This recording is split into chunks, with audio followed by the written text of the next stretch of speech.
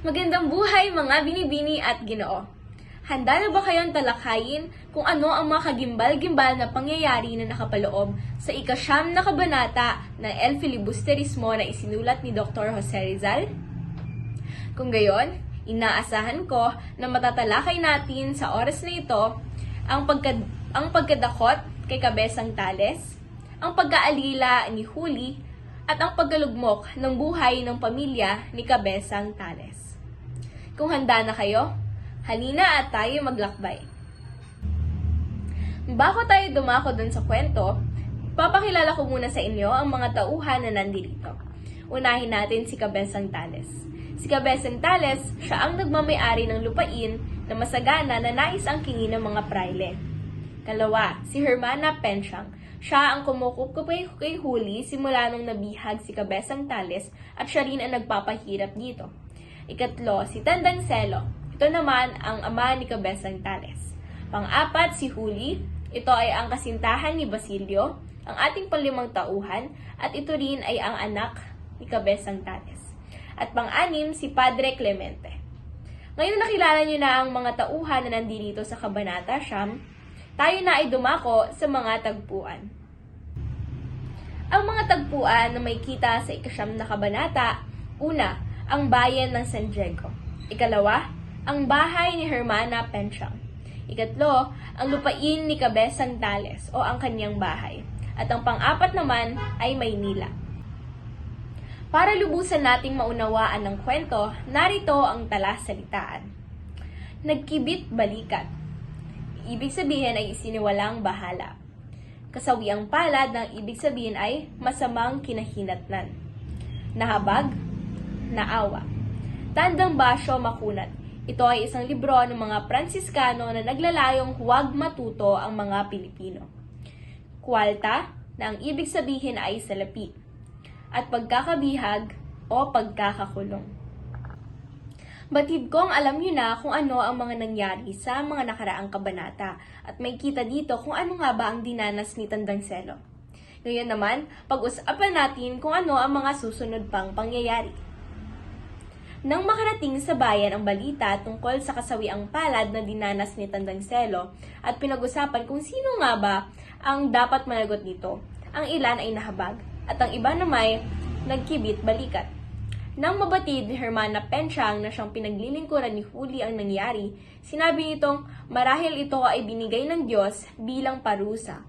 Dahil sa pagiging makasalanan o baka may kamag-anak na hindi banal at dapat sanang turuan maging mabuti, subalit hindi ginagawa.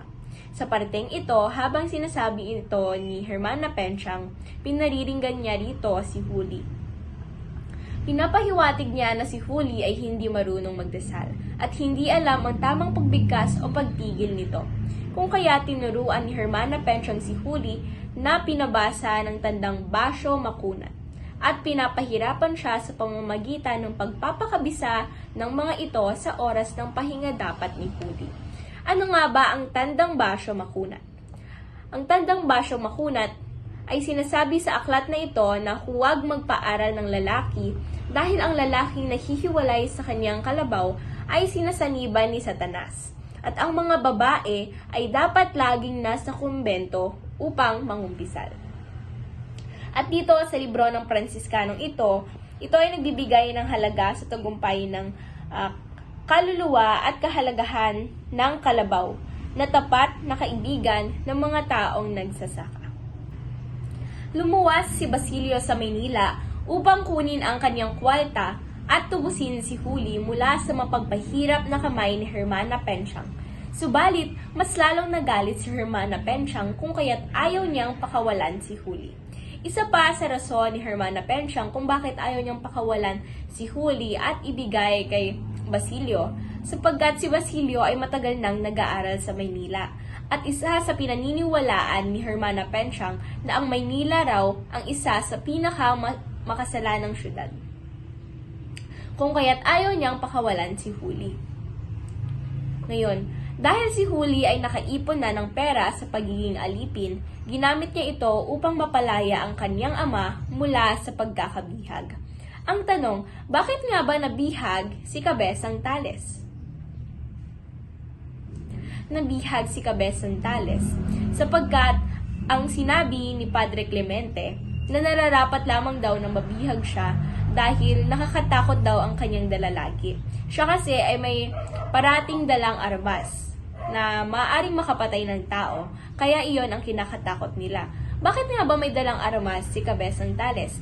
Sapagkat pinoprotektahan lamang niya ang kanyang sarili at ang kanyang pamilya sa anumang praile na nais kumuha ng kanyang ari-arian o lupain. Ngunit dahil lumabas nga si Cabezang Tales para tingnan ang kanyang lupain, ito na ang naging pagkakataon para siya ay mabihag.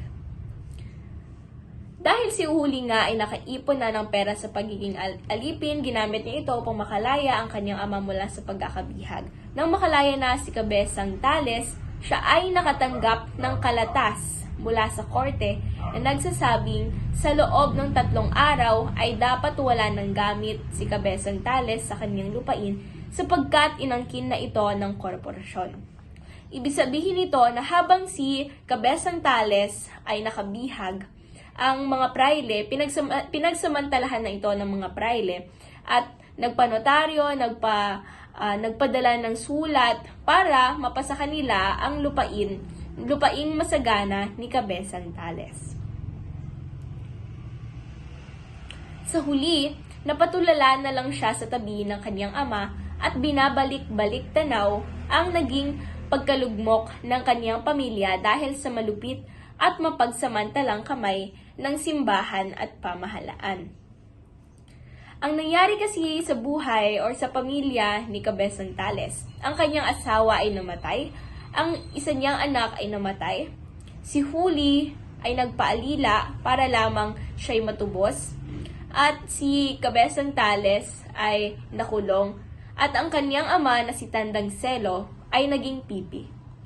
Kaya sa pagbabalik tanaw ng mga nangyari sa kanilang pamilya, may kita kung paano sila naghirap at paano nalugmok ang kanilang pamilya. At sa kabanatang ito, may kita natin kung gaano nga ba talaga kalupit hindi lamang ang pamahalaan, kundi ang simbahan sa paggamit o pagsasamantala ng kanilang kapangyarihan. Dumako na tayo ngayon sa mahalagang kaisipan o sa kung ano talaga yung matututunan natin sa aral na ito. Una, sobra ang pagmamalupit ng pamahalaan, maging ang simbahan sa mga taong kaawa-awa at walang laban sa lipunan. Noong unang panahon talaga may kita natin na kahit anong karapatan man ang meron sila, hindi nila ito nagagamit dahil sa mga mapagsamantalang praile, hindi lamang sa simbahan kundi ganoon na rin sa pamahalaan. Ikalawa, ang kasawian o pagkalugmok na nararanasan sa kasalukuyan ay hindi dapat nilalagay sa puso at isipan at huwag hayaang lamunin nito ang ating buong pagkatao. Sa kwento, may kita na si Cabezang Tales ay tunay na ngang nalugmok sa mga pangyayaring nangyari sa kanya at sa kanyang pamilya.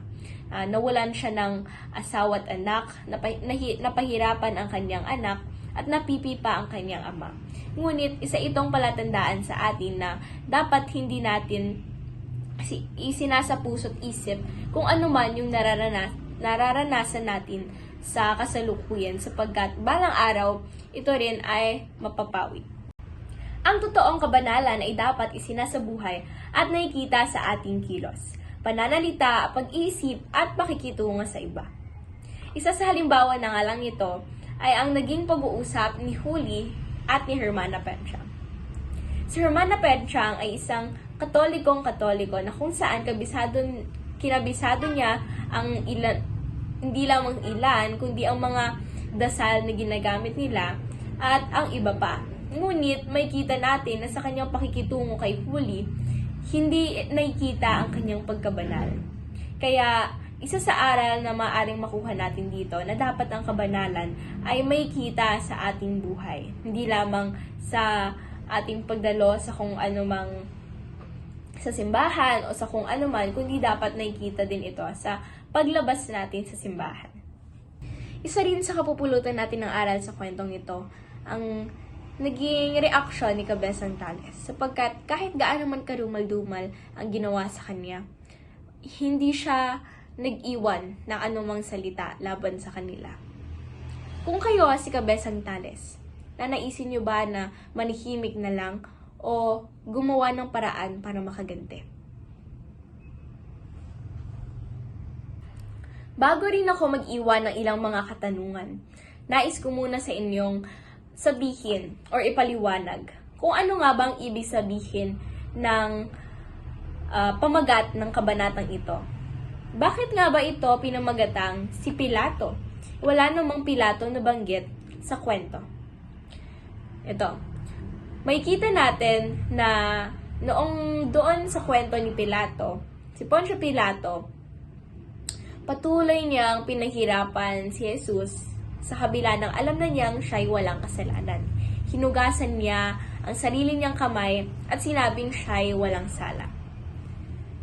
Makikita rin natin ito sa kabanatang ito. Katulad na lamang kay Hermana Penchang, na patuloy ang kanyang pagiging malupit kay Huli na alam naman niya na siya'y walang kasalanan. Isa pa rito ay ang mga praile, ang simbahan at ang pamahalaan, na patuloy silang nagmamalupit sa lipunan sa kabila ng alam nila na mali ang kanilang ginagawa at sinasabi nila na sila ay walang kasalanan. Tulad ng kay Padre Clemente, sinabi pa niya or ginustify pa niya na tama lamang ang kanilang ginawa na pinakulong si Kabesang Tales dahil nga raw siya ay laging may hawak na delikadong bagay na maaring makapatay ng tao.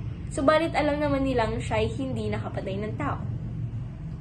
Kaya dito makikita natin kung ano nga ba ang pagkakonekta ng pamagat na si Pilato at sa pangyayari na nangyari sa El Filibusterismo, ika-9 na kabanata. Ngayon, ako'y mag-iiwan ng ilang mga katanungan. Una, ano ang nilalaman ng tandang basyo makunat? Ikalawa, bakit dinakip si Kabesang Tales? Ikatlo, ano ang kinalaman ng pamagat nitong si Pilato sa kabanata? At pang-apat, anong mahalagang aral ang iyong matututunan sa kabanatang ito? Maaari ninyong balikan ang mga katanungang ito para makita kung kayo nga ba talaga ay mayroong natutunan. Kung gayon, dito na nagtatapos ang aking pag-uulat. Ito po ang ika-9 na kabanata ng El Filibusterismo. Maraming salamat po.